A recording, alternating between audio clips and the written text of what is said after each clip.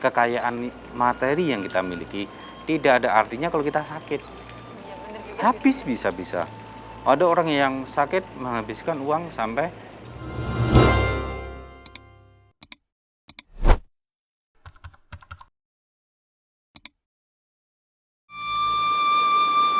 Aduh Rika, tolong dong teleponin Rudi itu di mana? Udah jam segini nih.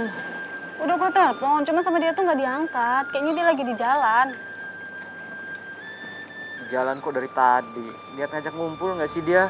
Udah jam berapa ini? Kita capek nungguin dia. Ya sabar lah, ngertiin dia dikit. Kayaknya dia lagi sibuk deh akhir-akhir ini. Ya sibuk sih sibuk, cuman kan kalau kita nungguin kayak gini kan nggak lucu juga. Hampir 2 jam loh kita nungguin ini. Ini masih mending tahu. Biasanya gue ketemu dia tuh tengah malam gitu. Dia lagi kejar cari duit kayaknya. Gak tahu sih aku juga. Ya cari duit sih cari duit. Cuman kalau dia cari duit terus tapi nggak mikirin kesehatan dia kan nanti dia sakit juga kita juga yang repot. Mesti jenguk dia, bawain buah, duit semua itu. Iya sih. Gue udah bilangin, cuman katanya dia lagi ngejar sesuatu gitu. Cuman aku nggak tahu apa. Lagi cari duit mungkin ya itu. Gue pernah sih di posisi dia. Terus? Iya, gue gila cari duit dari pagi sampai hampir ke pagi lagi malah. Cuman ya nggak enaknya akhirnya gue kena tegur juga. Tegur siapa? Istrimu? Kalau istri gue sih enak, hari ini negor besok gue lupain. Terus? Tuhan yang negor. Nah tipes gue sebulan disuruh bed rest. Tapi masih mending lah biar bisa istirahat kan kamu? Istirahat. Ya lu bayangin aja, gue yang biasa kerja dari pagi sampai sore disuruh Iya sih. bed rest lagi dari pagi sampai pagi lagi sebulan. Dari kamar, dapur makan, balik lagi ke kamar lagi. Lu pikir enak? Coba teleponin lagi lah. Ya Kalau bentar, enggak gue bentar. tinggal nih kalau 10 menit lagi dia nggak datang. Bentar, gue telepon dulu. Halo, Ruth, lu di mana sih? Lama banget. Peter udah mau balik nih. Hah? Udah di parkiran? Ya udah buruan. Dia udah di parkiran tuh katanya. Parkiran mana? Ntar parkiran rumah dia lagi lah. Enggak lah, parkiran sini. Udah sabar. Sabar. Ah, muncul juga tuh dia. Aduh, dia datang sama Romo. Gawat nih. Nggak bisa marah kan lu? Gue nggak bisa ngomong apa-apa kalau dia suruh Romo mah. Namo Budaya, budaya. Udah Romo. Romo kemana aja? Lama nggak kelihatan. Ya biasalah keliling-keliling, namanya juga pembinaan umat ya, dan banyaklah di daerah itu. Gimana kabar Rika, kabar Peter? Ya, kabar kita sehat Romo. Harus tetap sehat. Iya. Ya harus, karena kesehatan itu harta yang paling utama, keuntungan yang utama. Kalau dalam bahasa Palinya disebut arogya paramang labang. Keuntungan yang tertinggi itu kesehatan, gitu loh. Jadi untung materi seberapapun, punya harta seberapapun, kalau sakit kan nggak bisa menikmati. Punya materi sedikit, uang sedikit, tapi kalau sehat kan bisa menikmati. Nah, karena orang yang bisa menikmati hartanya atau materinya itu orang yang sehat. Orang sakit mana bisa? Coba kamu di rumah sakit, uang kamu banyak, enak nggak? Nggak enak. Seberapapun uang yang kita miliki, kalau sakit tetap nggak enak. Tuh, dengerin. Dia tuh kerja nggak inget waktu, Romo. Bener sih, dia banyak materi. Cuman kan kesehatannya nggak bagus. Bener kan, Romo?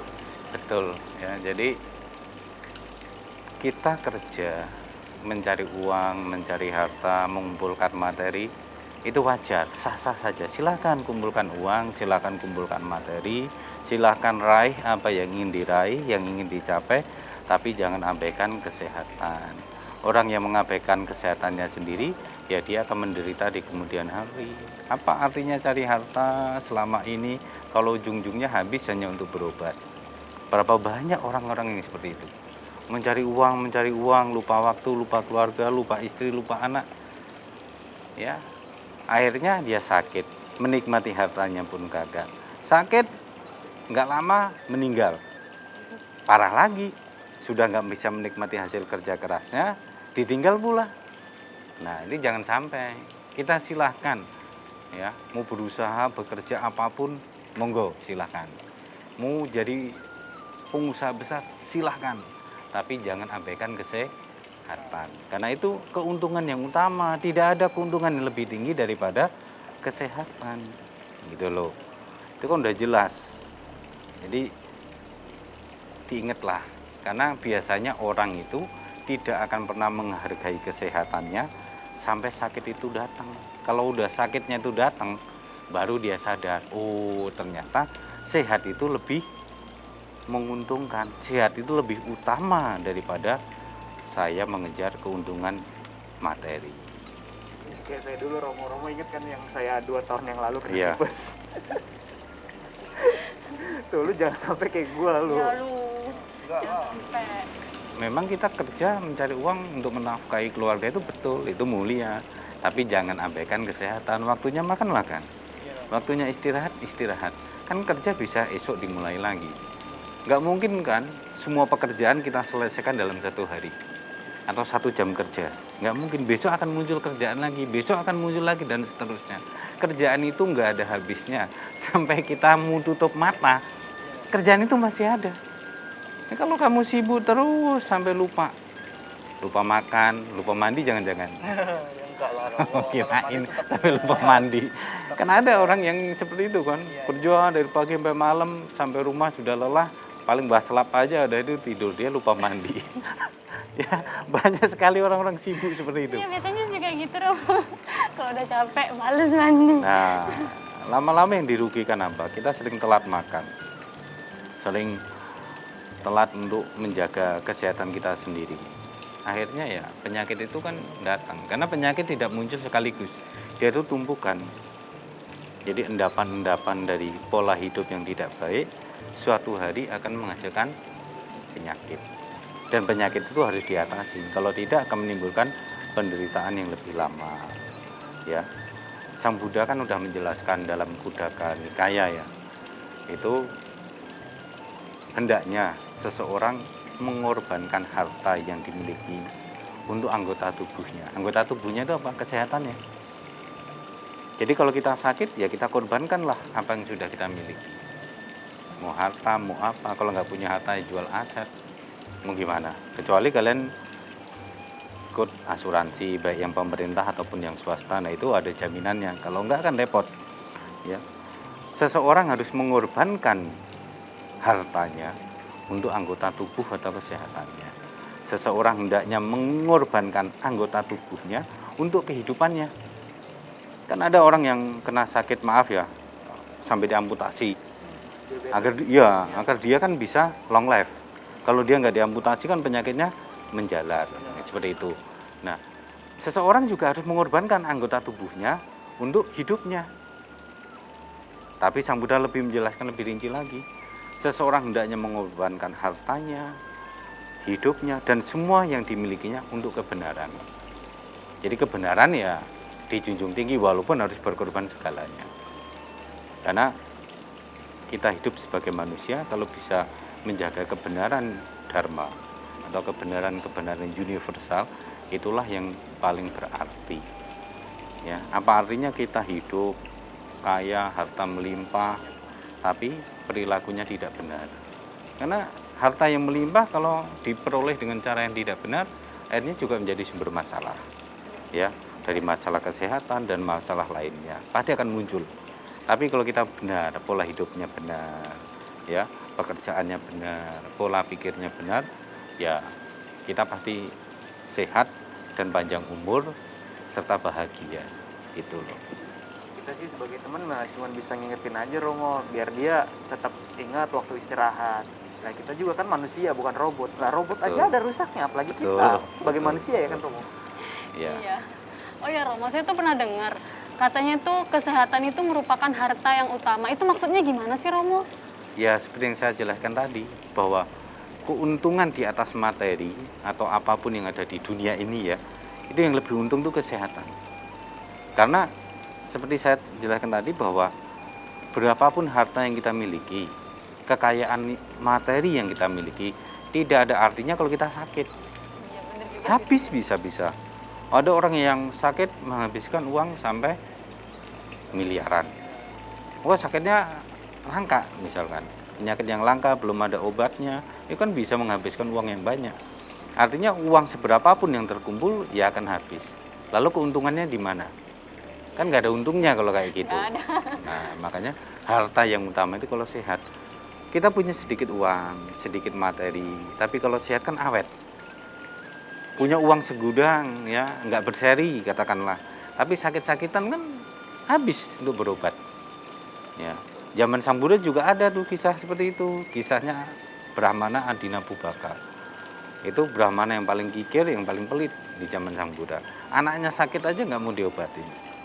Dia tanya-tanya orang, obat sakit ini apa, obat sakit ini apa, ramuannya apa.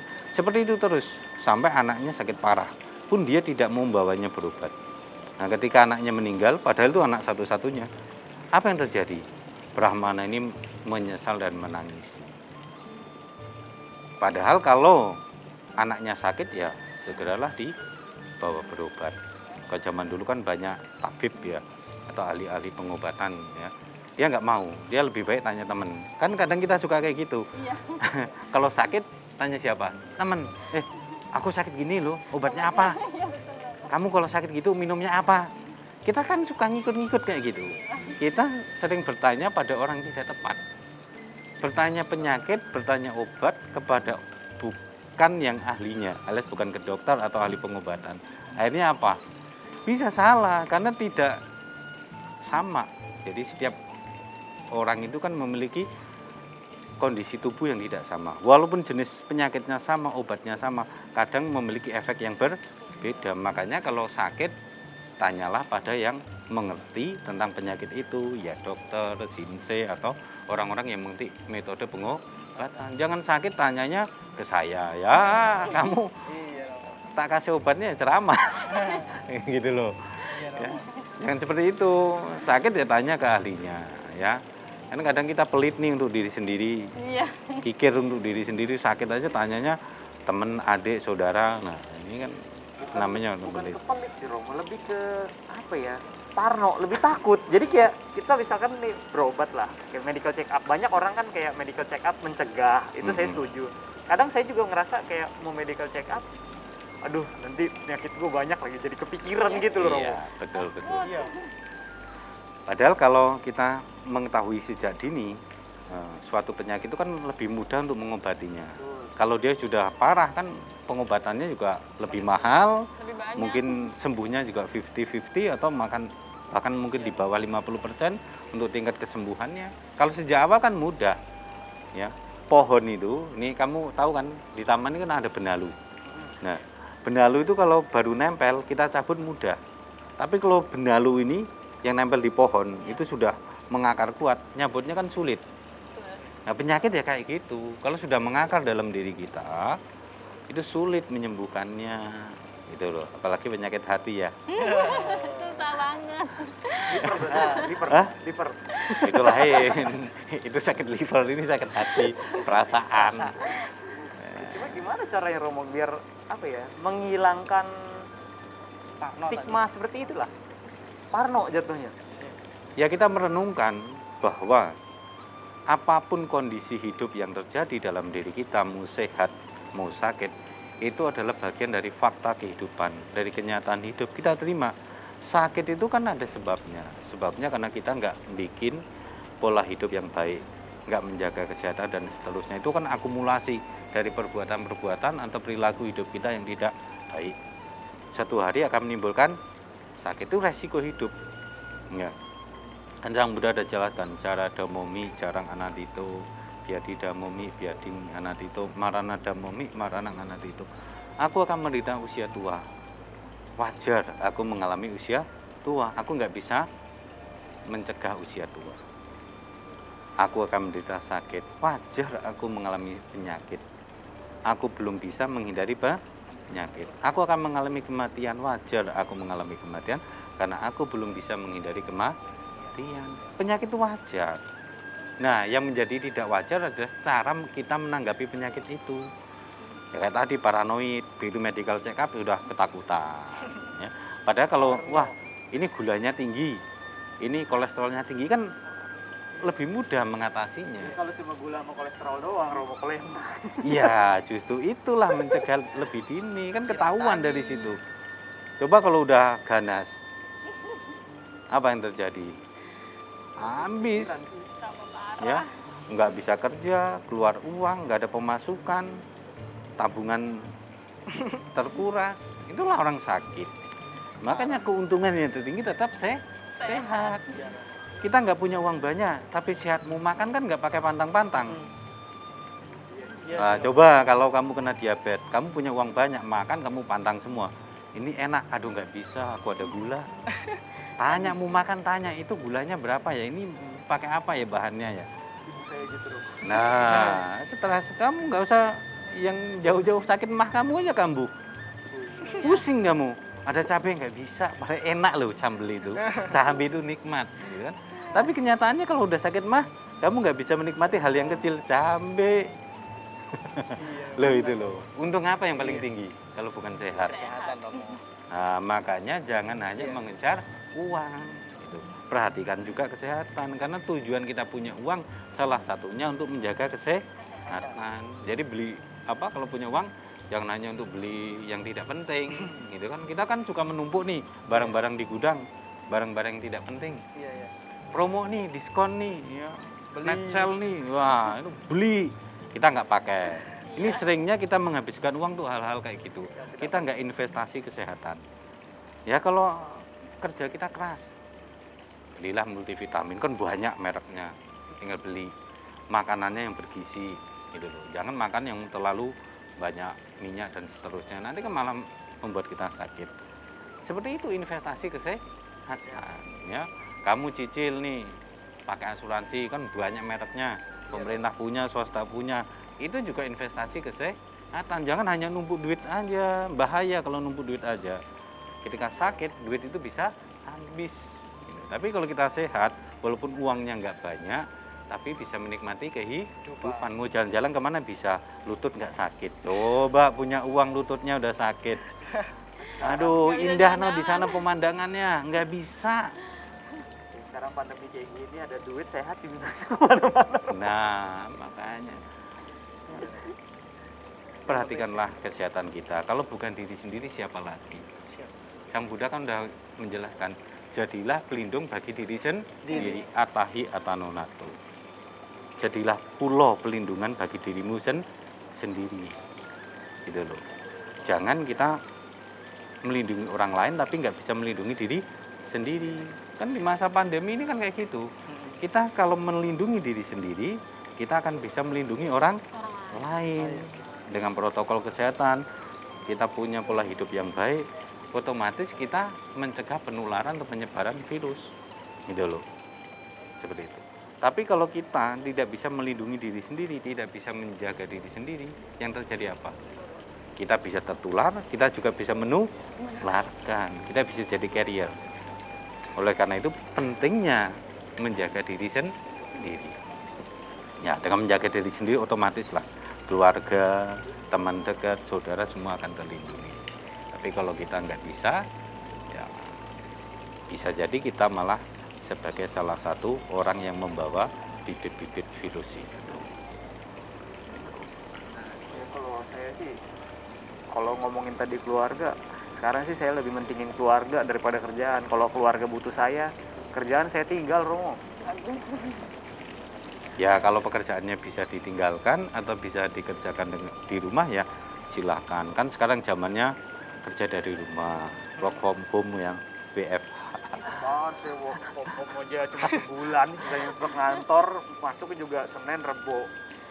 Ya tapi kan intinya kamu banyak waktu sekarang di rumah. Ya itulah, sayangilah keluarga. Kapan me time lagi bersama keluarga? Kalau nggak ada kayak gini kan nggak bisa me time. Kamu juga lupa daratan. Lupa bahwa di belakang kamu tuh ada keluarga yang menunggu kamu, yang care sama kamu. Kamu sibuk di luar, alasannya demi keluarga. Ya, itu nggak tepat juga. Ya, sesibuk-sibuk apapun kita juga harus memperhatikan keluarga. Ada yang lebih penting daripada uang, yaitu kesehatan dan keluarga kita. Kalau kita sakit siapa yang rawat? Iya sih. Kan nggak mungkin temen Ngomong sih sibuk. Iya. Nikah belum, punya pacar enggak. Sampai mamanya nanyain saya pikir sampai di pesugihan loh, Rom. Ih, enggak lah. Ada ceritanya. Kerja tiap Gitu hari, ya? Romo. Jadi saya Kerja tuh buat apa? juga bingung Romo. Jadi bingungnya itu tiap hari kerja. Habis itu ada libur ya Romo ya. Habis itu tiba-tiba ada kerjaan mendadak gitu Romo. Jadi saya bingung membagi waktunya Romo. Ini gimana? Oh, berarti itu manajemen waktu kamu.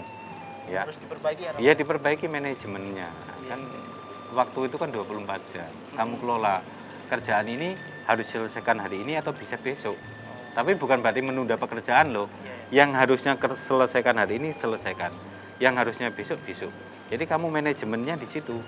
Jangan yang hari ini mau diselesaikan, yang besok juga mau diselesaikan hari ini. Lah ini namanya nggak profesional.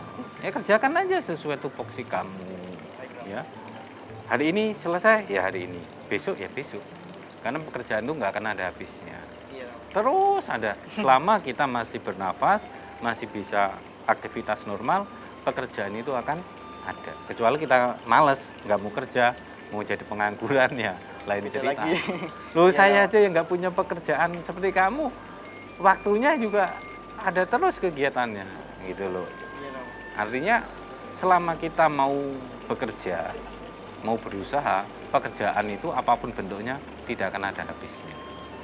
Dan dari situlah materi bisa kita dapatkan. Nah, keuntungan materi itu kamu bagi untuk kehidupan kamu, untuk kebutuhan keluarga, untuk tabungan masa depan, dan untuk berbuat baik. Jangan dihabiskan hanya untuk seneng-seneng aja. Siap Romo. Ya, kebutuhan hidup kan bukan hanya seneng, apalagi masih bujang kan, wah cari uang susah-susah buat apa ya? Akhirnya buat mencari kesenangan yang salah. Silahkan mencari seneng tapi jangan yang salah. Gitu loh. Nggak dilarang orang seneng itu kok. Siap. Boleh, orang itu butuh hiburan. Tapi hiburanlah yang baik, jangan hiburan yang salah. Kalau salah bergaul, salah hiburannya ya silakan nanti. Uang kamu habis tanpa kejelasan. Kan banyak orang kayak gitu. Kerja keras, tahu-tahu uangnya habis buat apa nggak ngerti. Ya kan? Banyak seperti itu Romo. Jaminan kesehatan nggak punya, tabungan nggak punya, apa-apa nggak punya, tapi kerja keras terus. Nah ini nggak bisa manajemen, ya. Manajemen waktu, manajemen kerja kita, dan juga manajemen cash flow atau pemasukan kita. Nah semua kalau dikelola dengan baik, akhirnya mendatangkan keuntungan. Bukan hanya secara materi, tapi juga secara batin. Batin kita menjadi lebih tenang, lebih damai. Coba orang sakit tuh rata-rata yang kepikiran apa? Bayarnya gimana? Jadi orang sakit tuh rata-rata malah pada stres. Aduh, aku bayar pakai apa ya? Aduh, tabunganku kalau berkurang gimana ya? Kalau nggak cukup gimana ya? Bener Romo. Ya kan?